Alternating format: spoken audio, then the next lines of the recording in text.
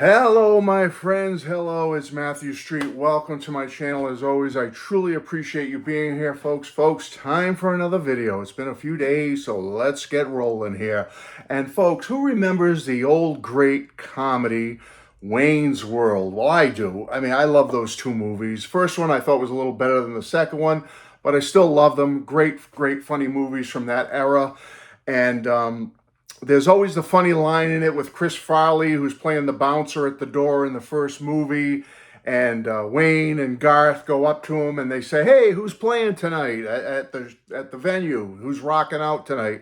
And he says, "Oh, they're playing tonight."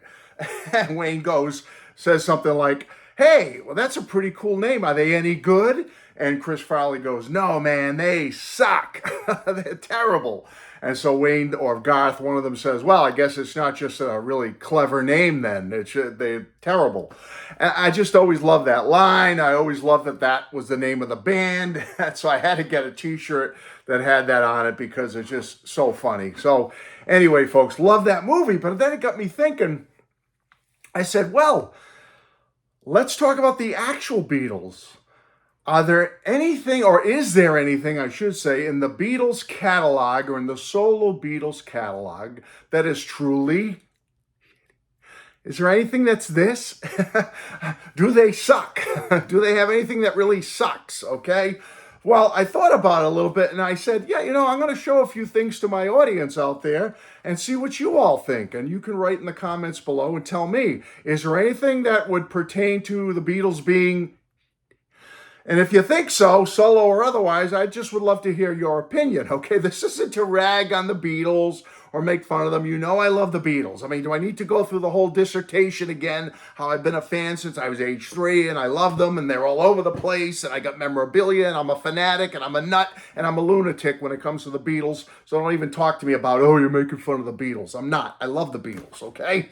But, I mean, there's some people that would say maybe this is kind of this, I don't think so. I love this. And I'm hoping with new technology and AI and Peter Jackson and his miracle magic that we will someday get these tapes, the Star Club tapes, in a much better quality sounding fantastic. Because, even as they came out originally back in 1977, I don't think they stink, okay? I'm going to say stink instead of another, naughtier words. I don't think they stink. I think the raw energy comes through on this magic. I really think the Beatles were rocking. They were energized. They were pre-punk Beatles, in my opinion, with this. So no, I don't think this stinks. I think it's good myself, and I'm hoping someday we get a better version of it. Now, some people would say recordings like this stink. The 20 greatest hits, all right? Remember this when it came out back in 1982? And there's another one that came out in 1982 that a lot of people said stinks or is, and it was this release, okay? These got ragged on quite a bit for being horrible Beatles releases. However, I would disagree. They are not in this category, okay? These packaging, yes, the packaging is, the packaging stinks, okay? But you got to admit, the music contained therein is magical. It's the Beatles. It's beautiful. So for that alone, okay, just the inner sleeve of this one.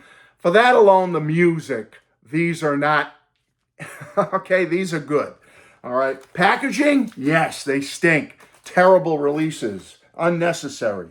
But musical-wise, you can't deny it. And last but not least for the Beatles, there's people that say this stinks, okay? Or this is, I don't think so, okay? Again, I love the music on here and even the George Martin instrumental parts, like the song Pepperland, the first one, Pepperland, see it there? I love that. I just think it's fabulous, and I love some of the other instrumentals on here. So as a soundtrack, no, I don't think this stinks. I don't think it's evidence of Beatles. All right, I think it's good. And I know some people, they'll place this at the bottom of their favorite, list of Beatles albums where it ranks. They always have this on the bottom. I understand why, but I have to admit, when you look at it overall, the Beatles have nothing that stinks in their catalog. Even this has redeeming qualities, has great music on it by the Beatles, and the instrumental stuff, which is soundtrack material, I think was well done also. All right, so the Beatles are out of the mix, okay? The Beatles are not, they're just not, okay? They're too perfect, they're too good. However, let's talk about some solo Beatles now. And I'm going to be jumping around. I'm not going to do like John, Paul, George, Ringo. But let's do a couple of CDs first, all right?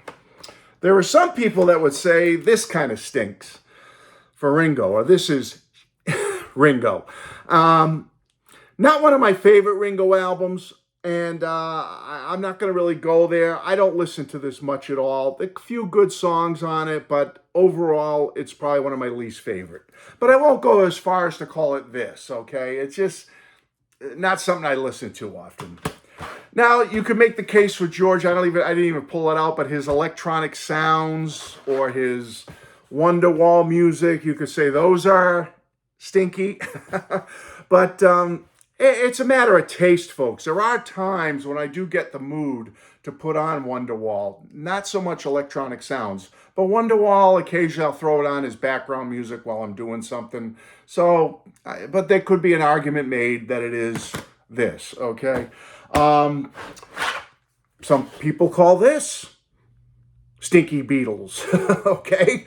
They don't like Paul's Driving Rain album, and I get it. It's not one of my favorites either. There's some people that preach to high praises of this album and say it's one of his best. Go figure, all right? I don't personally think it's one of his best. There's a lot of people out there that would never listen to this again. They think it's so bad, and there's some people who love it. So, matter of taste. Again, folks, I'm here to have a little fun. The Stinky Beatles, whatever. But it's all a matter of opinion when you come right down to it. And I'll be stressing that, I'll hold up some stuff here. People will go, oh my God, Matthew, that's one of the best ever. And there's people that hold it up and go like this. They want to hold their nose and throw up. So it's a matter of taste. All right. Some people don't like this one for Ringo. They consider it this. I don't. I like Ringo country. I like Ringo in that style, in that country style. He's got an EP coming up soon that's supposed to be returning to this type of music. And I say good for Ringo because I think Ringo does a great job with this kind of stuff. But there are some people that say this stinks. It's Stinky Beatles, okay? Some people say that this is Stinky Beatles or this is Stinky Beatles, okay? Again, like Driving Rain, not two of my favorites, although this one has grown on me over the last couple of years. I've had a resurgence with this one, a little reawakening with it, so to speak. There are some people out there that hate this album. They can't stand it. There's people that hate this one. I don't hate either one. I like this one a little more than this one, all right? But not two of Paul's best, I will say that, okay? All right, moving on here to another gentleman, John Lennon. Now, I don't even have Life with the Lions to show you. I may have a bootleg CD of it around here somewhere, but I don't even have that one to show you. I've got this one I can show you, okay? We know what this one is, all right? The Two Virgins, all right? Okay, I won't take it out of the sleeve. Don't worry, I don't want anyone losing their lunch or their breakfast on my watch, so I will not take it out of the sleeve. However, Life with the Lions, Two Virgins, or you could even throw this one in the mix, the Wedding album. This happens to be my 8-track version, kind of rare. Are those Stinky Beatles? I say yes, okay?